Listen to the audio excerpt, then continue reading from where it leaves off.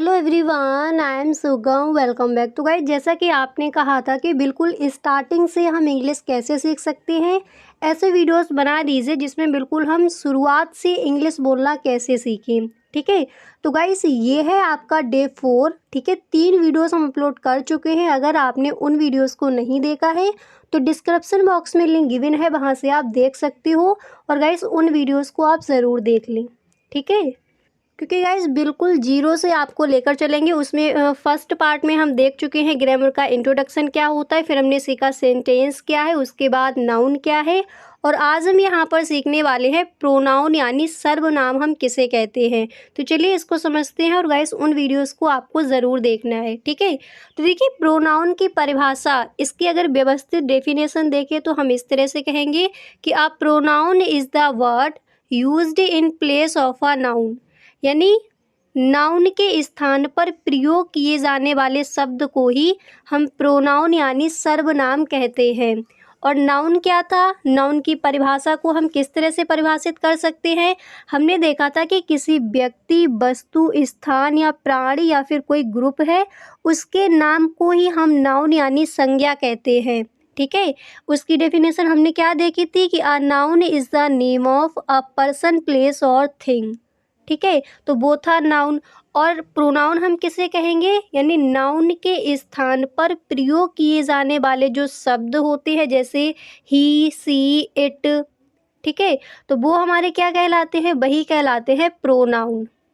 ठीक है, तो प्रोनाउन हम किसे कहेंगे, सर्वनाम हम किसे कहेंगे, इसकी परिभाषा एक बार दोबारा से समझिए।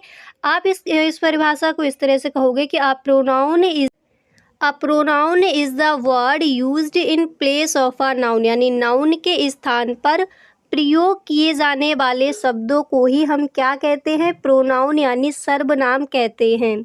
और वो कौन कौन से होते, जैसे ही, शी, इट, ये सब। ठीक है, अब इसके बाद यहाँ पर हम देखते हैं काइंड्स ऑफ प्रोनाउन, यानी जो सर्वनाम है ये कितने प्रकार के होते हैं। ठीक है, तो गाइस सर्वनाम होते हैं 8 प्रकार के। कौन कौन से, और देखिए एक एक को पूरा हम समझेंगे, आप एंड तक वीडियो में बने रहिए। पहला होता है पर्सनल प्रोनाउन।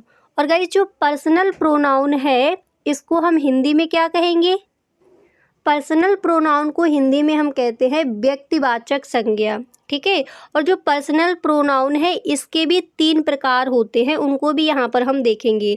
इसके बाद इसका दूसरा टाइप है इंटेरोगेटिव प्रोनाउन, यानी प्रश्नवाचक सर्वनाम, relative pronoun, demonstrative pronoun, reflexive pronoun, imperative pronoun.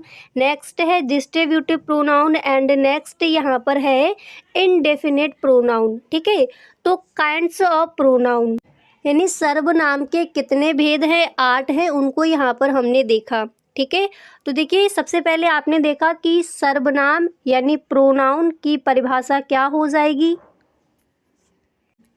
तो प्रोनाउन की परिभाषा क्या हो जाएगी, आपको याद हो गया, याद कर लीजिए। देखिए जो नाउन के स्थान पर प्रयोग किए जाते हैं उन्हीं शब्दों को हम प्रोनाउन कहते हैं, जैसे ही, शी, इट, दे। ठीक है, ये सभी क्या हो जाएंगे, प्रोनाउन हो जाएंगे। और नाउन क्या था, किसी व्यक्ति हो, कोई वस्तु हो, किसी का कोई भाव है, कोई प्राणी है, उनके नाम को हम कहते हैं संज्ञा। ठीक है, तो नाउन क्या है और प्रोनाउन क्या है, दोनों आपको अच्छे से समझ आ गए होंगे। और नाउन के प्रकार कौन कौन से होते हैं, एक बार इसको दोबारा से पढ़ लीजिए। पहला होता है personal pronoun, interrogative pronoun, relative pronoun, demonstrative pronoun, reflexive pronoun, imperative pronoun, distributive pronoun, and next होता है इनडेफिनिट प्रोनाउन। ठीक है, तो ये हो जाते हैं इसके 8 टाइप्स। अब यहाँ पर देखिए जो फर्स्ट आपका दिया गया है पर्सनल प्रोनाउन, तो यहाँ पर हम पहले समझेंगे कि पर्सनल प्रोनाउन क्या है, पर्सनल प्रोनाउन को कितने भागों में डिवाइड किया गया है। ठीक है, तो चलिए इसको समझते हैं। तो यहाँ पर देखिए पर्सनल प्रोनाउन की हिंदी क्या हो जाएगी, व्यक्तिवाचक संज्ञा। इसकी परिभाषा की बात करें तो हम कहेंगे कि वक्ता, श्रोता, वक्ता यानी कहने वाला, बोलने वाला, श्रोता यानी सुनने वाला, तथा अन्य किसी व्यक्ति के लिए प्रयोग किए जाने वाले सर्वनाम को ही हम व्यक्तिवाचक सर्वनाम यानी पर्सनल प्रोनाउन कहते हैं, जैसे आई, यानी मैं, वी यानी हम, our, he, she, it, they, his, her, its. तो ये सब क्या है, ये सब हो जाते हैं पर्सनल प्रोनाउन। और जो पर्सनल प्रोनाउन है इसके 3 टाइप्स होते हैं, कौन कौन से? पहला होता है फर्स्ट पर्सन, दूसरा होता है सेकंड पर्सन एंड तीसरा हमारा होता है थर्ड पर्सन। यानी जो पर्सनल प्रोनाउन है इसको 3 भागों में बांटा गया है, first person, second person, third person. अब यहाँ पर समझिए कि फर्स्ट पर्सन हम किसे कहेंगे, सेकंड पर्सन क्या है, थर्ड पर्सन हम किसे कहते हैं। ठीक है, चलिए इसको समझते हैं। तो आपको क्लियर हो गया कि पर्सनल प्रोनाउन यानी व्यक्तिवाचक संज्ञा क्या है, वक्ता, श्रोता तथा अन्य किसी व्यक्ति के लिए प्रयोग किए जाने वाले सर्वनाम को ही हम व्यक्तिवाचक सर्वनाम यानी पर्सनल प्रोनाउन कहते हैं। एग्जाम्पल में जैसे हम देख चुके हैं, I, we, our, he, she, they, his, her, its. अब यहाँ पर देखिए जो पर्सनल प्रोनाउन है इसके 3 टाइप्स कौन से हैं। तो पहला है first person. Guys first person क्या होता है, फर्स्ट पर्सन यानी स्पीकर।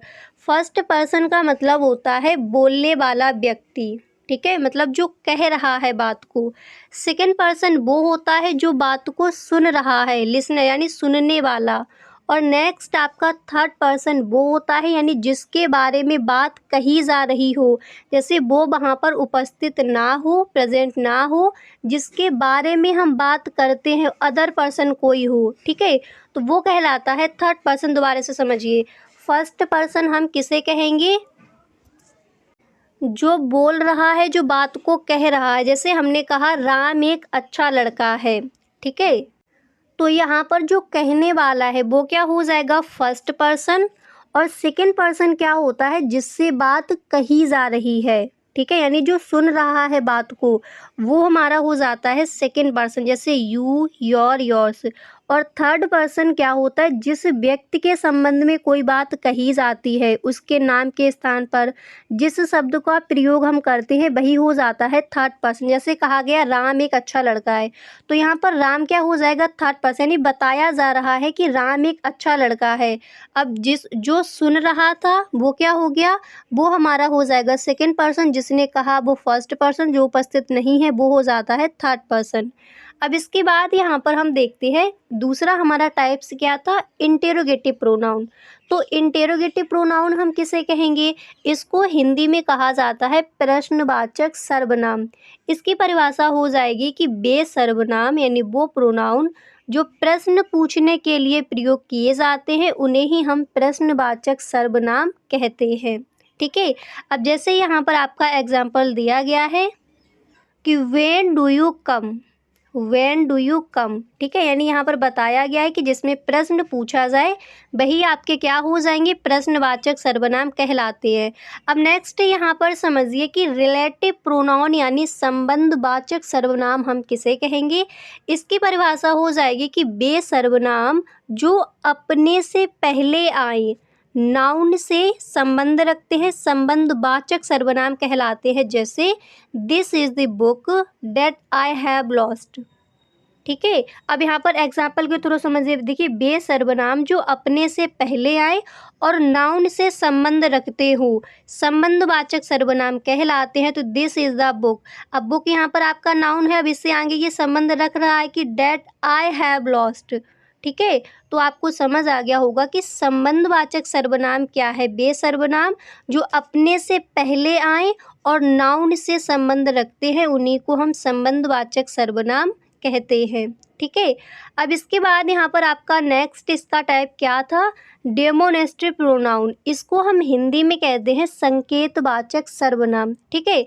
तो यहाँ पर देखिए डेमोनेस्ट्रेटिव प्रोनाउन हम किसे कहेंगे, देखिए जो प्रोनाउन किसी संज्ञा की ओर संकेत करते, संज्ञा यानी नाउन, और नाउन हम किसे कहेंगे, कोई व्यक्ति, प्राणी, वस्तु, कोई भी उसके नाम को ही हम संज्ञा कहते हैं।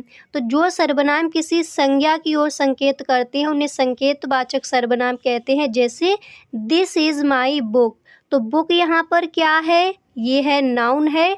वही बताया गया है कि जो सर्वनाम किसी संज्ञा की ओर संकेत करे, तो बुक की ओर संकेत किया गया दिस इज माई बुक, ठीक है। तो ये कैसा हो जाएगा, संकेतवाचक सर्वनाम इसे हम कहेंगे। ठीक है। अगर कोई भी चीज़ समझ नहीं आती है तो please tell me in the comment box. इसी तरह से नेक्स्ट आपका टाइप्स था प्रोनाउन का कि रिफ्लेक्सिव प्रोनाउन। तो रिफ्लेक्सिव प्रोनाउन को हिंदी में क्या कहते हैं, निजवाचक सर्वनाम। अब देखिए रिफ्लेक्सिव प्रोनाउन क्या होता है, स्वयं का प्रयोग करने के लिए, खुद का प्रयोग करने के लिए जो सर्वनाम प्रयोग किए जाते हैं उन्हें हम निजवाचक सर्वनाम कहते हैं। जैसे I have made it my self, I have made it my self.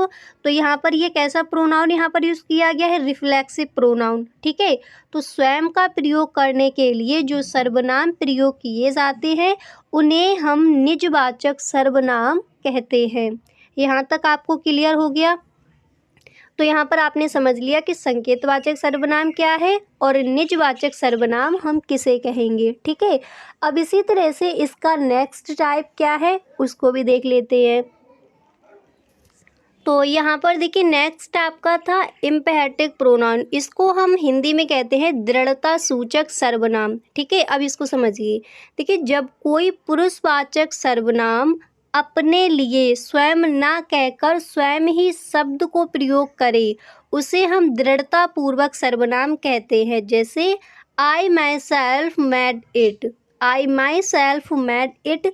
तो यहाँ पर आपको समझ आ रहा होगा ये कैसा सर्वनाम है, ये आपका कहलाएगा इम्पेरेटिव प्रोनाउन यानी दृढ़ता सूचक सर्वनाम। ठीक है।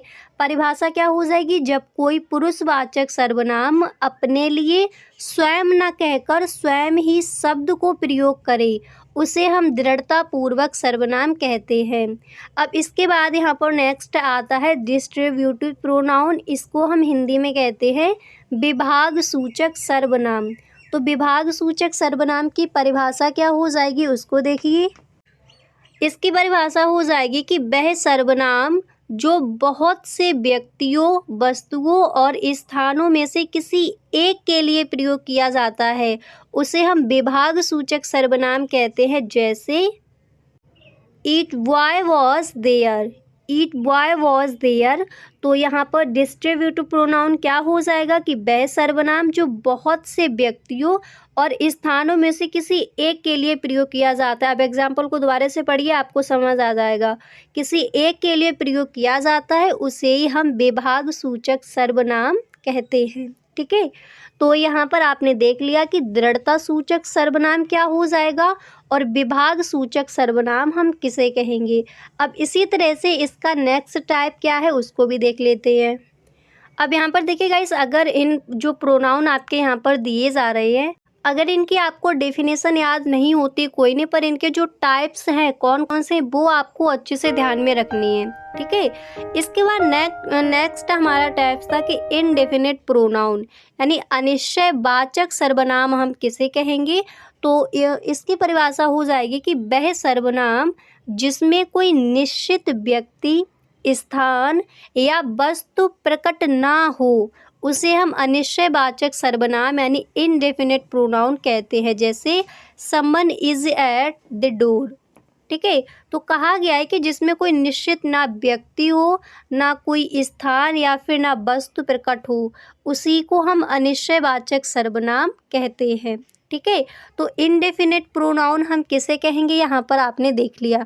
अब गाइस यहाँ पर आपको ये याद रखना है कि प्रोनाउन की परिभाषा क्या होगी। ठीक है। और प्रोनाउन के जो टाइप्स हैं वो कौन कौन से हैं और प्रोनाउन हम किसे कहते हैं। तो ये आपको ध्यान रखना है क्योंकि जब आप आगे आपकी ये डिमांड है कि किस तरह से हम इंग्लिश बोल पाएंगे, किस तरह से इंग्लिश को सही ढंग से पढ़ना सीख जाएं, तो जो बेसिक चीज़ें हैं पहले आपको इनको कवर करना ही होगा। तो हम देख चुके हैं कि सेंटेंस क्या होता है, वर्ड क्या है, वॉवेल क्या है, कॉन्सोनेंट्स क्या है, इन सबको हम देख चुके हैं। तो अगर उन वीडियोस को आपने नहीं देखा है तो प्लीज़ उन वीडियोस को भी आप ज़रूर देख ली। डिस्क्रिप्शन बॉक्स में लिंक गिवन है, वहाँ से देख सकते हो, नहीं तो आप प्लेलिस्ट चेक कर सकते हो। इंग्लिश स्पीकिंग कोर्स की जो आपकी प्लेलिस्ट है उसमें आपको वो 3 वीडियोस मिल जाएंगी। ये आपका डे 4 है। ठीक है। अब इसी तरह से हम नेक्स्ट पार्ट में सीखेंगे, नेक्स्ट वीडियो में सीखेंगे कुछ नया। तो गाइस अगर चैनल पर आप पहली बार आए हो तो प्लीज़ आप इस चैनल को सब्सक्राइब कर लीजिए एंड गाइस बेल आइकन को भी आप प्रेस कर लेना ताकि वीडियो की जो भी नोटिफिकेशन हो वो सबसे पहले आपके पास पहुँचे और एक भी वीडियो आपसे छूटे ना। ठीक है, मिलते हैं नेक्स्ट वीडियो में। Thank you so much.